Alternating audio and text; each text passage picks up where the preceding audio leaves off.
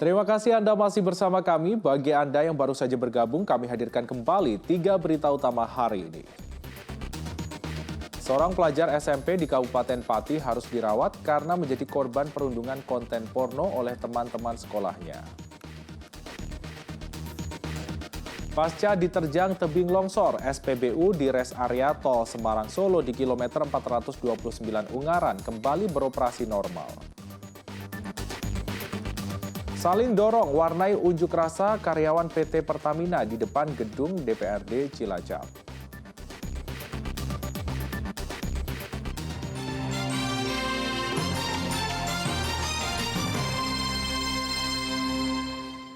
Lima remaja di Kabupaten Pati harus dirawat di bangsal jiwa akibat kecanduan game online dan dipaksa temannya menonton konten porno. Kecanduan gadget tak mengenal usia, waspadai gejalanya. Sekilas takaran yang berbeda dari bangsal jiwa Rumah Sakit Umum Daerah Dr. Suwono Pati.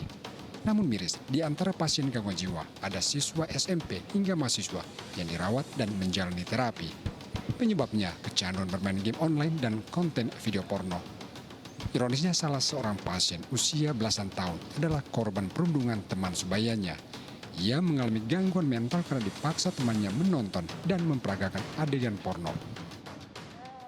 Kondisinya ada gangguan emosi, jadi sering menangis, kemudian mengurung diri. Setelah ditanya orang tuanya, memang dia mengalami suatu tindakan, ya istilahnya bully yang dia katakan itu dari sekolah. Nah, ternyata setelah kami telusuri di sini, kaitannya bersama teman-temannya di sekolah itu, ternyata juga ada kondisi penggunaan HP yang tidak terkontrol sehingga mungkin pernah mengakses situs-situs yang pornografi seperti itu, sampai ada kondisi dia harus dipaksa temannya untuk melihat itu secara terus-menerus. Kecanduan gadget, game online hingga pornografi tidak mengenal usia. Lalu gejala apa yang bisa diwaspadai orang tua agar penanganannya tidak terlambat? Pada pornografi misalnya gejalanya dia setiap hari keinginan untuk menonton itu terus, ya, pornografi terus, kemudian sulit untuk melepaskannya, ya, lalu pikirannya hanya untuk mencari tontonan seperti itu. Nah, berarti itu, dan apalagi dia udah muncul gejala, ya, gejala-gejala seperti mudah marah, kemudian jadi kemunduran dalam hal berpikirnya, ya, itu baiknya sudah ditangani oleh seorang profesional. Bukan main-main, kecanduan termasuk dalam jenis gangguan kesehatan mental. Sama seperti depresi dan penyakit mental lainnya, kecanduan juga berakar dari perubahan fungsi otak. Di zaman serba gadget kini, paparan berbagai jenis informasi tak lagi dapat dibatasi. Pilih, dampingi mereka yang masih butuh pengawasan. Tim Liputan melaporkan dari Kabupaten Pati dan Jakarta. Saling dorong mewarnai unjuk rasa ratusan pekerja di lingkungan perusahaan minyak dan gas bumi PT Pertamina di Kabupaten Cilacap. Mereka protes atas pengurangan gaji oleh perusahaan. Saling dorong mewarnai unjuk rasa dari lingkungan perusahaan minyak dan gas bumi PT Pertamina di gedung DPRD Kabupaten Cilacap. Unjuk rasa yang berlangsung pada Selasa kemarin sampai membobol pintu gerbang DPRD Cilacap. Pengunjuk rasa memaksa masuk ke gedung wakil rakyat ini karena ingin menyampaikan protesnya, namun tak ada anggota DPRD yang keluar. Mereka menuntut salah satu perusahaan di bawah naungan PT Pertamina yang telah menurunkan gaji pekerja, memecat pekerja, dan tak ada pesangon bagi mereka yang diberhentikan. Terkait adanya penurunan upah di anggota kami unit mobil tangki yang adalah PHK sepihak, karena menurut kami anggota kami yang ada di ART Maos itu tidak melakukan pelanggaran apapun, namun ada panisme yaitu dengan adanya PHK. Yang ketiga adalah kompensasi. Kompensasi adalah aturan Undang-Undang Cipta Kerja PP 35 yaitu menyatakan bahwa tenaga kerja yang menggunakan pekerja waktu tertentu atau PKWT wajib mendapatkan kompensasi. Aksi ini merupakan aksi lanjutan pada Agustus 2022 lalu. Aksi ini berlangsung selama 2 jam. Mereka berjanji akan menggelar aksi yang lebih besar jika tuntutannya tak dipenuhi. Mardianto melaporkan dari Kabupaten Cilacap. Kita ke informasi selanjutnya, jenazah Pratu Ferdian Dwi Sukma, prajurit TNI yang gugur dalam insiden jembatan putus di Sungai Digul, Papua tiba ke rumah duka di Kabupaten Klaten. Isak tangis keluarga dan kerabat mengiringi pemakaman militer Pratu Ferdian. Isak tangis keluarga mengiringi kedatangan jenazah Pratu Ferdian Dwi Sukma di rumah duka di Desa Troketon, Pedan, Kabupaten Klaten. Pratu Ferdian meninggal dunia dalam insiden jembatan putus di Sungai Digul, Papua. Orang tua Pratu Ferdian yang juga merupakan seorang anggota TNI Angkatan Darat berpangkat mayor mengatakan anak keduanya sudah bercita-cita menjadi tentara sejak kecil. 2017. Memang cita-citanya dari kecil jadi tentara. Jadi dia, pokoknya Pak, saya tidak pandang pangkat, yang penting saya jadi tentara, saya bisa berbakti pada bangsa dan negara. Terus ya, setiap dia percaya, meyakini. Terakhir, NKRI harga mati Pak. Pratu Ferdian dimakamkan secara militer di Permakaman Umum Dusun Betro, Desa Delimas, Ceper, Kabupaten Klaten.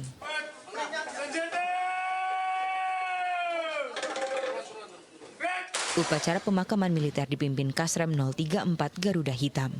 Keluarga dan kerabat menghadiri pemakaman Pratu Ferdian. Pada pelaksanaan tugas di Papua mengalami kecelakaan hanyut terbawa arus sungai ketika jembatan tradisional yang dilalui putus. Demikian, perintah langsung dari Bapak Kepala Staf Angkatan Darat. Jadi proses pemakaman secara militer ya? Ya, secara militer. Diketahui Pratu Ferdian merupakan salah satu dari 4 prajurit yang jatuh dari jembatan putus di Sungai Digul, Distrik Iwur, Kabupaten Pegunungan Bintan, Papua Pegunungan pada Sabtu lalu. Kabid Humas Polda Papua mengatakan rombongan yang melewati jembatan melebihi kapasitas sehingga pohon pengikat jembatan tumbang. Kendaraan rombongan hanya sampai di ujung jalan dan dilanjutkan dengan melintas jembatan tali. Saat dilalui, tiba-tiba salah satu tali jembatan putus. Insiden juga terjadi karena rombongan yang melintas melebihi kapasitas, namun juga dimungkinkan kondisi tali jembatan yang sudah tidak layak. Jenazah Pratu Ferdian ditemukan 12 km dari lokasi kejadian pada keesokan harinya. Sementara 3 anggota Polres Pekubin masih dalam pencarian dibantu warga sekitar. Mereka adalah Bribtu Yohanes Mateus, Bribda Risman Rahman, dan Bribda Stefanus Rondongkir. Saat itu rombongan TNI Polri dari Polres Pegubin dan Yonif 134 Triwira Eka Jaya hendak meninjau pos sekaligus bersilaturahmi dengan warga sekitar. Krisna Agung melaporkan dari Kabupaten Klaten. Warga desa Kaligentong, Kabupaten Boyolali digegerkan dengan penemuan pria tak bernyawa di sebuah kontrakan. Korban ditemukan oleh rekan kerjanya yang curiga karena korban tak kunjung merespon panggilan.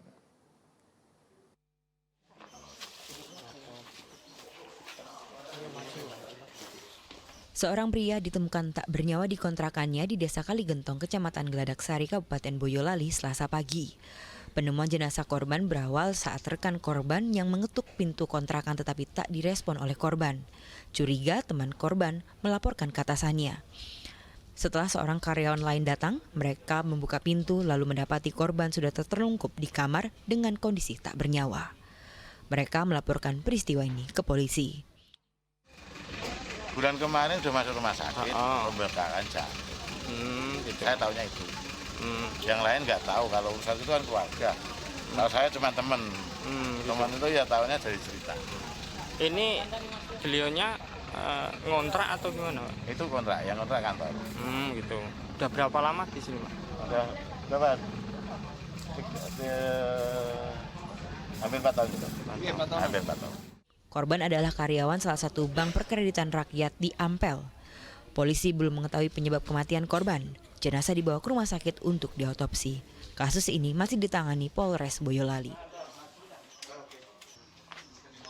Yulianto melaporkan dari Kabupaten Boyolali.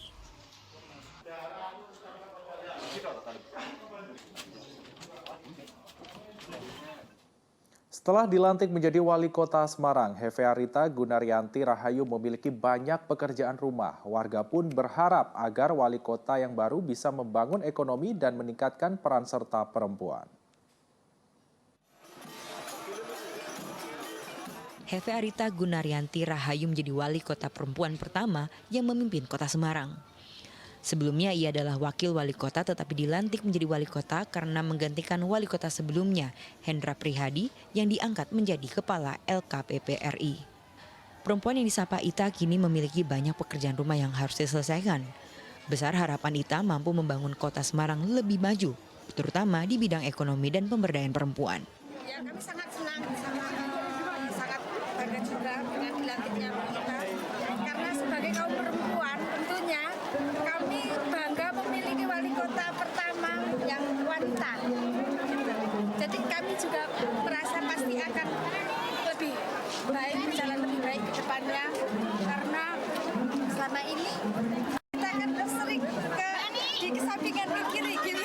Jadi harapan kami semua itu pasti kami akan teropeni dengan adanya wali kota perempuan. Kita orangnya cantik, semoga sukses, UMKM maju, Semarang tambah hebat. Sip buat Ibu Ita. Wali kota pertama di Semarang yang cewek, harapannya seperti apa itu? Nanti ke depannya? Harapannya ya memajukan kaum perempuan. Ketua Umum PDIP Perjuangan Megawati Soekarno Putri pun hadir dalam pelantikan wali kota Semarang. Pelantikan dilanjutkan dengan pesta rakyat di Kompleks Kantor Gubernur Jawa Tengah. Agus Hermanto melaporkan dari kota Semarang. Dan informasi tadi mengakhiri jumpa kita hari ini. Bersama rekan yang bertugas, saya Freddy Cahya mengucapkan terima kasih atas kebersamaan Anda. Selamat beraktivitas, sampai jumpa.